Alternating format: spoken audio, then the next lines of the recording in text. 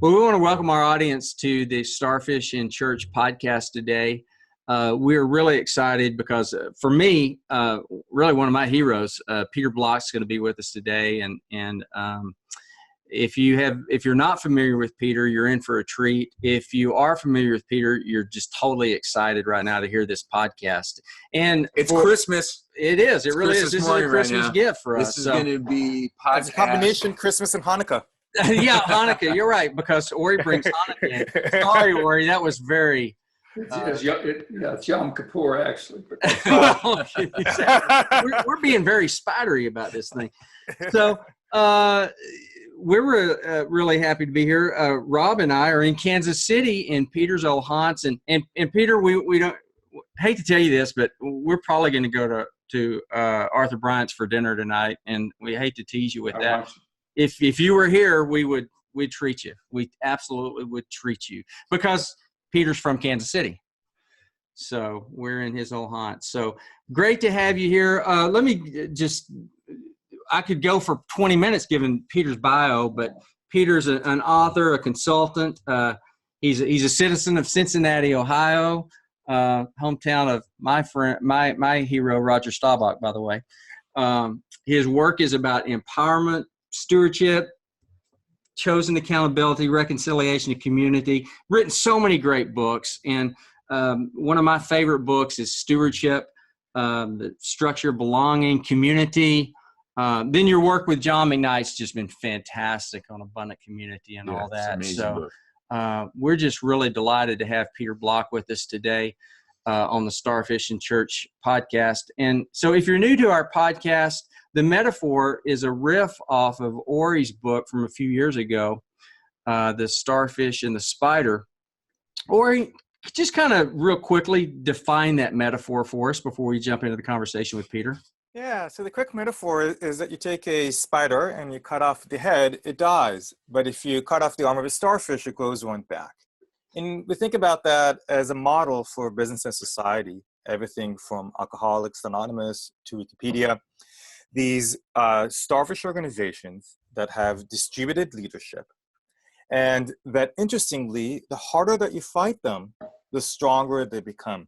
And think about that as a model for leadership, about how instead of creating top-down control, you create a feeling of shared values, how you create circles instead of hierarchies, how instead of being a commander, you act more like a catalyst, creating a network and then getting out of the way. And think about that as it applies to faith-based organizations.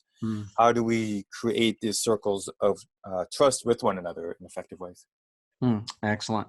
So Peter, just with that, with what Ori just laid down there, what pops up in your mind right now as far as the field that you see in the church and in the faith-based arenas that have asked for your voice to speak into it? What are you seeing today? What jumps in your mind?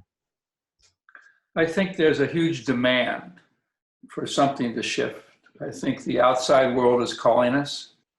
The huge diaspora in the world, any urban center, any city you go to,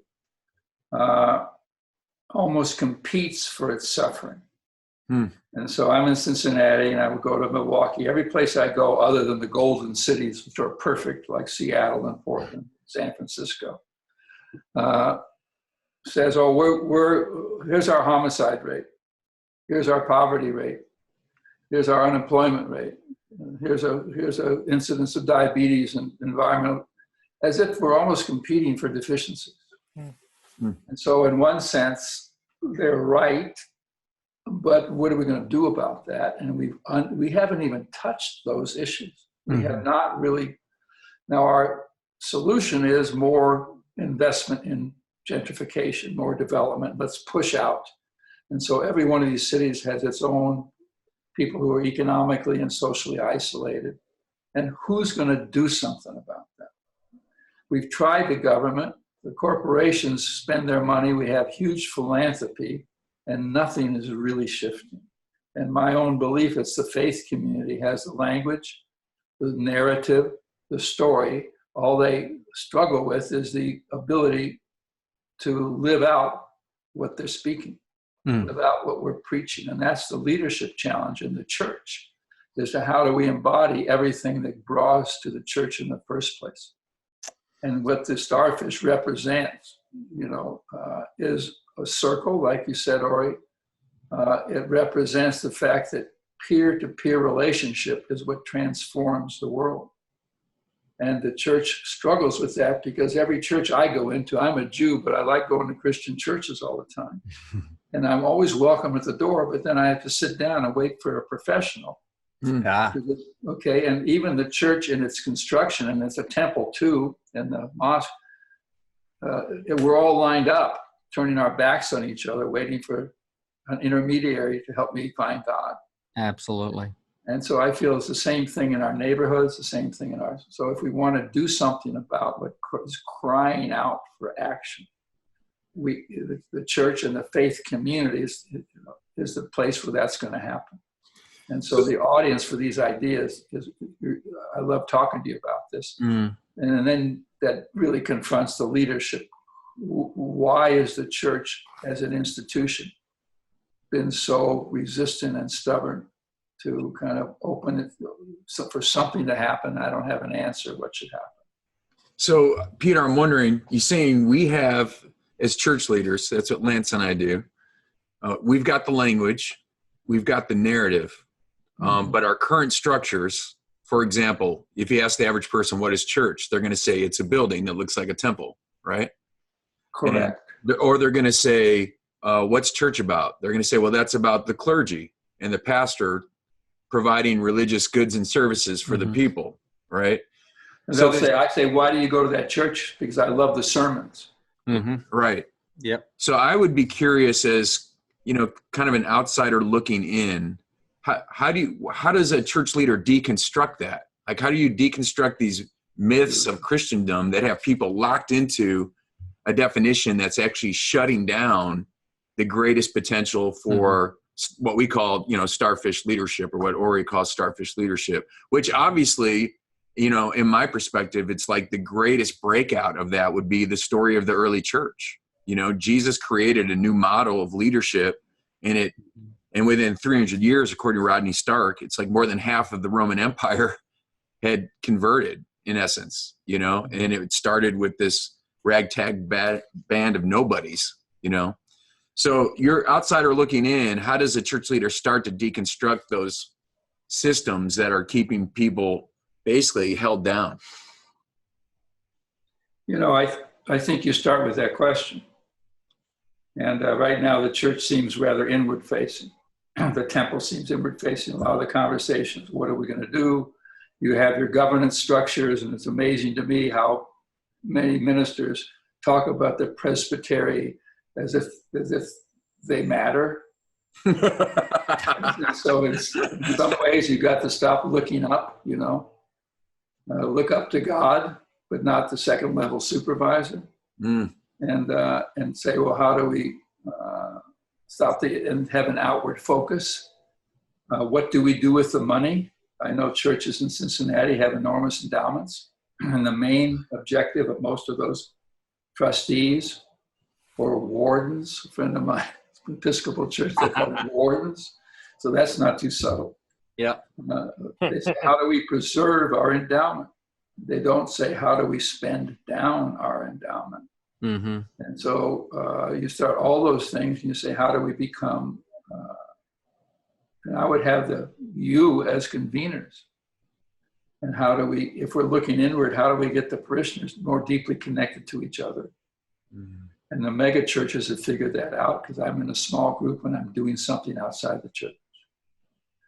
And then as a convener, every time you gather, you say, well, how do we get connected to each other and talk about a larger purpose than raising money, taking care of the building? I mean, I know there's a Methodist church or Presbyterian church near me. It's got $4 million in their endowment, and they have no people in it. And their conversation is, well, we can last, so they're bleeding every month, right, financially. And they say, well, we can last 17 years with $4 million. What's the problem? Peter, that's a mindset, see? So you're shifting the mindset with the Starfish. Would you think that basically there's almost a continuum between, is it feasible to to have both a soulful connection and a structure, or do you think that they're binary? You're trying to change the structure. There's no such thing as life without a structure. I can't. That's called anxiety. That's called addiction. That's called mental illness. There's a life that can't sort and select in reasonable ways. And if I walk in a room now and they're all lined up in rows, so I went to a memorial service for my closest friend who passed away. And I said to his wife, I said, Linda, do you mind if I rearrange the room? Because they were in rows. Each person was going to come up to the podium and talk about what Tony meant to all of us. And she said, no, go ahead. And so I rearranged the room, knowing that our experience with each other, I needed to be facing those other people that came to deal with their grief about Tony. I didn't need to face the podium. And so that now people say, oh, you just blew up the structure. No, I didn't. It's a different set of protocols. I'm all about structure. I'm all about protocol. And I don't mess around. You know, I'm a spider when it comes to how to arrange a room. I'm interested in how you feel. And I'll, you know, and so that's a beautiful question. And so how do we construct a set of plebeian or communal protocols for how we gather internally and how we go outside? Okay, let me throw you really. The people that argue against democracy, against structure, you know, we don't want any structure. That's tyranny of its own kind. Yeah. It's brilliant. So you're subverting the current structure with a new one. So you're subverting the pyramid structure with a circle structure. But listen to your language. I don't want to subvert anything. Okay. Because the act of subversion takes energy. I don't want to put energy in subverting, undermining, going up against. I want to create an alternative. I want to say, and I interrupted you and I apologize. No, it's okay. I want to say we're going to substitute the current structure with an alternative structure. How do you do that? Slowly, over time, in every room that I'm in. So let me ask you a real tactical question. Please. Let me ask you a very tactical question. Let's say you're a church leader and either you have to lead, let's say, a staff meeting or maybe a congregational business meeting. You know, how would you do that? How would you create a circle/starfish environment versus a spider pyramid environment in, let's say, a church staff meeting or a church congregational business meeting? First of all, you have people come in and remove the table. Okay, whatever that takes. And then you put the chairs in circle or concentric circles, depending on size. And you join them, having one seat. And you may have an agenda, but you say, before we can get to work, we need to get connected. So I want to hear, and I can't hear from all of you, but I want 4 people to say what will help you get present in this gathering. What was on your mind the moment before you walked in? What would make this gathering something that would be life-changing for all of us? And they say, what the hell are you doing? You haven't been to a podcast, have you? You know, all right. And you say, I'm not asking you. I'm saying, this is what I want to, let's try this out for a year or 2, or a month or 2, or an hour or 2. And so you're always looking for a circle.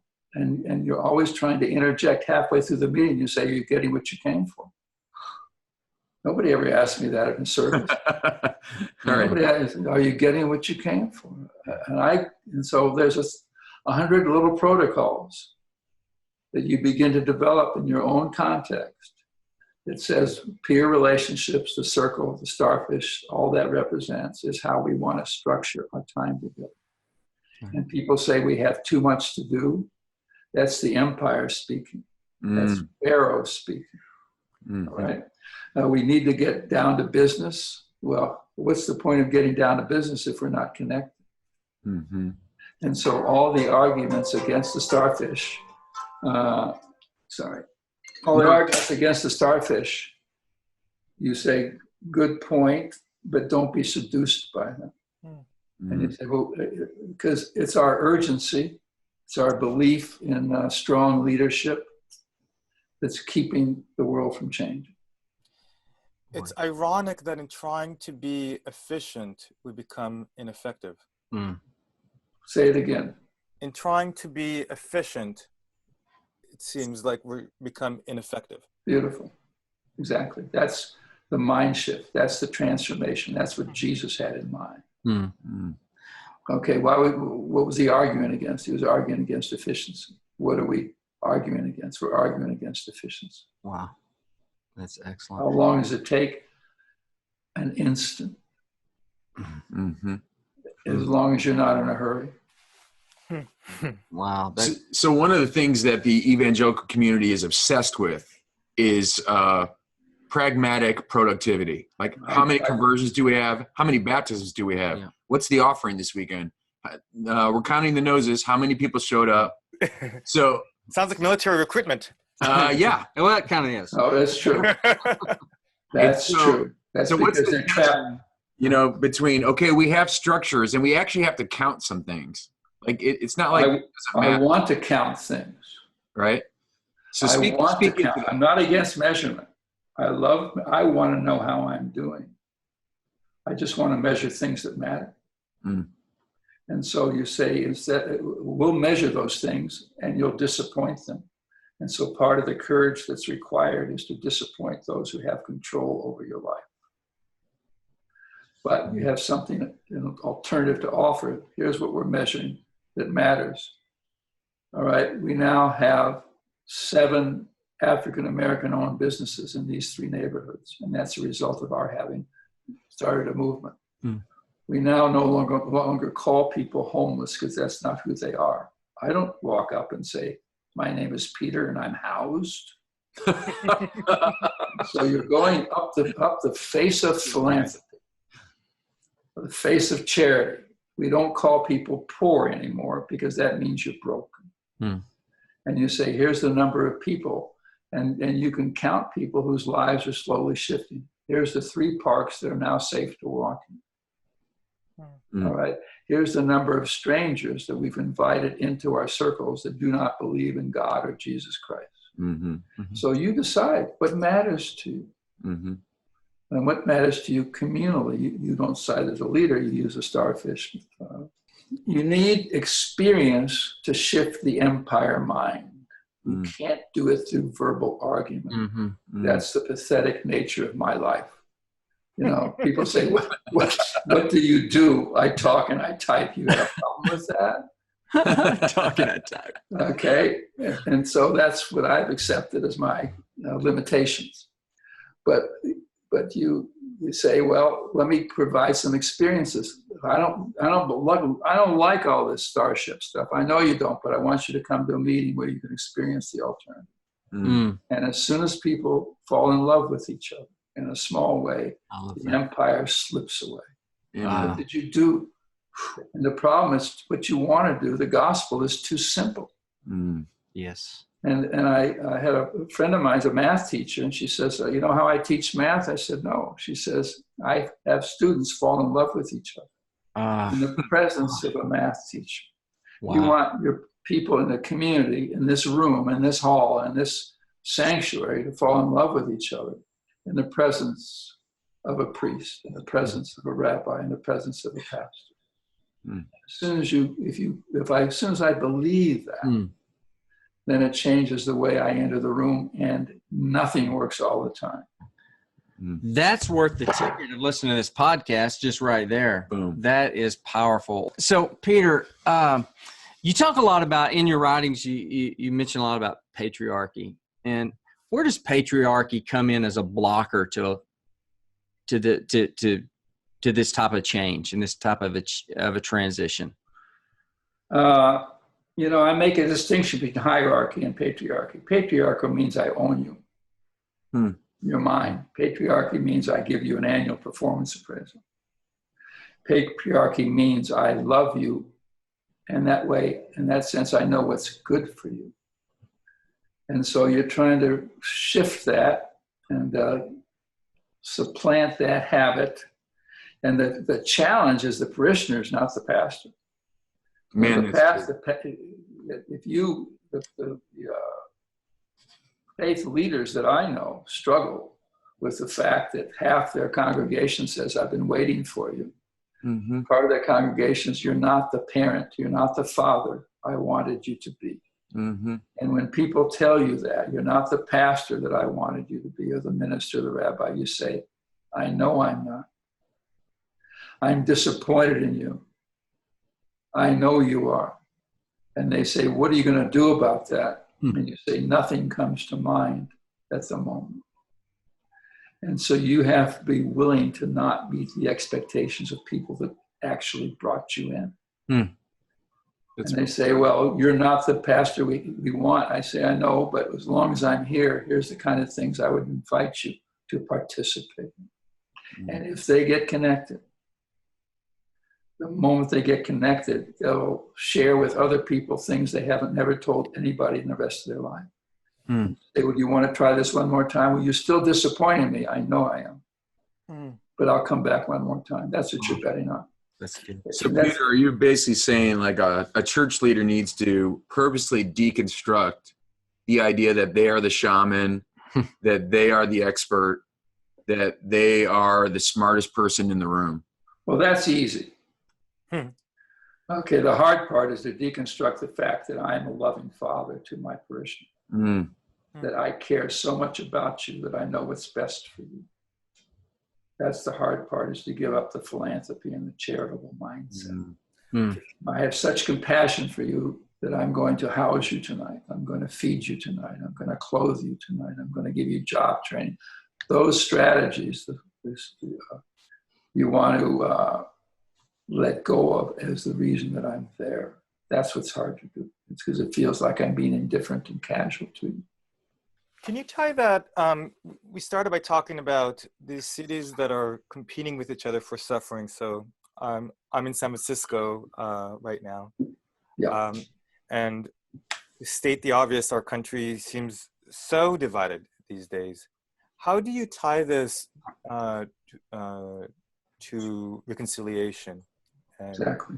some of the work that you've done? And how can we think about this in terms of rather reconciliation elsewhere in Ireland? How do we think about reconciliation here in our country? Exactly.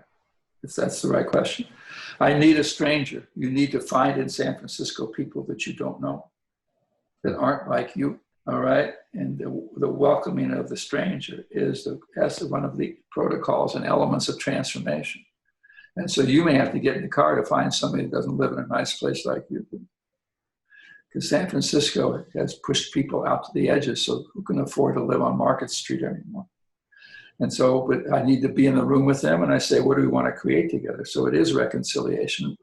We did reconciliation work in Ireland, and it's getting strangers together in a small group. And one of the protocols of neighborliness is when you break people in a small group, it's always with the people I know the least. I cannot survive without the stranger. And Jesus knew how to welcome strangers because there was no such thing. That's all these. And so we have to re-perform not only the Exodus, all right? We not only have to leave Egypt, leave the empire, but we have to walk into the wilderness, and the wilderness is filled with neighborliness, which is what your starfish represents. It's a symbol. It's the wheat, the 1,000 of them. And what is neighborly? It's with the stranger, slow walking distance, local. And not let the larger culture define how you and I want to be together. I'm not divided. You represent, the starfish represents wholeness, and nothing can deter it from its mission to become whole. And that's our work. And Amen. Preach it. No, that's, I mean, I'm hearing the gospel when you hearing you talk. That's the gospel. And so, Peter, why do you think that the evangelical church has missed the essence of the gospel? What's holding it back? Now, I'm assuming something's happened, but I assume in some ways, some of the churches are living in both worlds. So Crossroads is one of our mega churches here, and they know about the small group, and so they have 1,000 small groups. So that, and so I don't know how it's missed it, other than welcome to the Western world. And people get it. We're marketing fear every day. And once I'm afraid, I'm going to choose the spider every time. Starfish never hurt anybody. Mhm. Never defended a shore. The starfish got its oceanfront property for nothing. This is good. You know, and so that's the faith. You know, people say, "Are you hopeful?" I'm not hopeful. I don't buy hope. I'm faithful in what you guys represent, what the world represents. Where do we have enough faith to choose a starfish, choose a circle, choose a protocol with a stranger, to not measure myself by speed or scale, or how much it cost, or where else was it working? This is the wilderness. Mm-hmm. And then that's where you find God, you know. And I asked Walter Brueggemann, who I'm sure you know about, is a good friend, it turned out. And I said, well, what's the nature of transformation? He says, well, when the Jews crossed the Red Sea, Miriam danced. And he says, dance is the methodology of transformation. Oh, Got it? And so, and then what did they find? Wonder bread. You know, it wasn't healthy, but it was edible. Yep. And so my challenge is, can I trust that? And you'll find there's a hunger and a longing among the most tough people for that kind of intimacy. Mm-hmm. And that's why the linguistic is the transformation. So when you say disrupt or undermine, or I apologize, I'm hypersensitive to the language. You know, so let's substitute that with how do we create an alternative economy? Is what how do we create an alternative to the consumer assumptions? Mm-hmm. The consumer assumptions is no matter how much I have, it's not enough. Yeah. And the gospel of Jesus and Abraham and all of that, all right, and Muhammad is we have enough, and if I have enough, then I am enough. I'm just lonely. I'm so isolated. Yeah. And what you're doing with the podcast and whatever you're doing is to overcome isolation. The ultimate healing is to have you remind me every time we're together that I'm not alone. Right. And that there's nothing wrong with me. And I'm not crazy. Because most of the time I feel what's the matter with me. You know, I'm so inundated. And there's such a, you know, I wouldn't have written about patriarchy if I didn't understand it in such an intimate way inside myself. And so I never claimed victory over patriarchy. Yeah. And so that's the paradox, that's the complexity that you're inviting people into. Yeah, and that's it strikes me too that is actually the beginning of the starfish journey. It's going into your own shadow side and doing and swallowing it. Work. Swallowing. So when Jung named the shadow side, the collective unconscious, and the snake came to him in the night, he swallowed the snake. It's not like I'm fighting. See, the dominant culture fights the shadow, fights the born in sin. I mean, that's not subtle. And you're born with a blessing, original blessing. And so the shadow has to be, what bothers me is some people stop there. See, the monastic life stops at the inner work. And I like the notion that it's the fire of the marketplace. And that's why I need you, right? Leadership in the church, because in the marketplace is where I want to do the inner work at the same time I want to get connected. I can't do my inner work without connection. It reminds me of the story that you shared with us in the beginning with the passing of your friend. And it sounds like that just that protocol transformation from rows to a circle changed the dynamic to remind us we're not alone here. We've all shared this loss of our friend. Tony. Right. And it's hard. It is hard. And we went there to be transformed, not just to say goodbye to Tony. Tell us more about that. Well, I need to figure out how I'm going to live without Tony. He was a friend of mine for 54 years. There was nobody. and he died senselessly. That's a conversation with God, which we don't have to get into. But so how am I going to? Well, I need that circle to give me the experience to know that I can be complete with Tony, and I can go on without him. And the grief will always be there, just like you lose anybody that matters to you. But you have in your world the methodology of transformation. If it's not that, then what's the point? Is it to hold on to what I have? You know, and that's the trusteeship, that's the endowment question. Let's talk about the money. And that's what your language is about.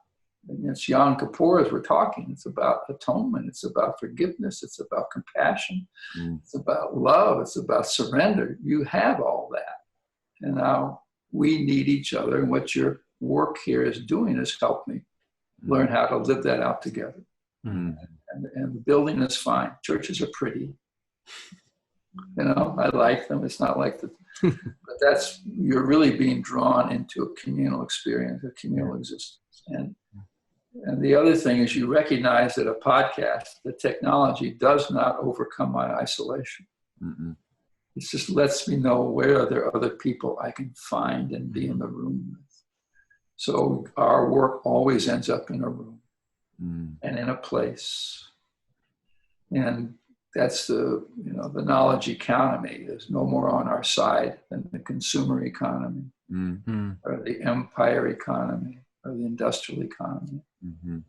I don't know. I always answer questions that weren't asked. But It's good answers. it strikes me one of the things that we want to call the church back to through this book and through the community we're trying to create is that the most primal expression of church is actually, it's like an extended spiritual family that's actually living in everyday community and working out the gospel and bearing each other's burdens and owning the mission of Jesus in a particular neighborhood or network to see restoration and reconciliation happen there. And if the church could increasingly see herself as a collection of those spiritual families, we think that would be a game changer. Because most people are still perceiving the church as an institutionalized organization that you become a member of, and it keeps us in the consumer mode rather than in that mindset of the abundant community. Yeah, better than a citizen mode. Beautifully said. Also, you have evidence on your side. Yes, we Because do. there is things going on that aren't just about love. They're about cooperative housing, cooperative businesses, interest-free loans. All right, there's all kinds of structures in the financial and real estate and business and organizational world. There's time banking that are already out there. So part of what I want from you is to notice and make visible those, I would say, gospel-like structures that people have been creating for the last 20 years. We just don't pay attention to them. Because I fear that, every time I'm in a large group and I break them into small groups and I say, come back. They say, leave us alone. We're having a great time. That's true. Okay. And they say, I want more time. And I always say, you want more time. Look at me. I'm the one out of time. But we need that circle of spiritual love as a foundation to then bring structures and changes and witness the future as it exists in the present. That's what I mean. I don't have to argue with anybody. People say, I warn people, if you want to argue with me, I'm warning you now, I'm going to take your side. And there is an instinct in pastoral leadership that is over dependent on the mind and the mouth. So we have to, but all these things are part of your movement, and all you have to do is note them, find them, watch them. And wherever you are, you say, where do we start? Well, where are you now? Very good. Wow. Well, you know what, Peter, we're going to give you a new name. We need you to grow your beard out, and we're going to call you Gandalf. Because you are a wizard, my friend. Oh, man. I don't know. Like I say, I talk and I type. Oh, we love it. Hey, We like your. You know, you said some very kind things to me today, and that matters to me. Because I really mean that the feeling of isolation and being crazy and working on ourselves, it's hard to surrender that. And so you helped me, and I'm grateful for it. well, Thank great. you. Well, I tell you, we're honored. It's a real treat just to have you here, Peter.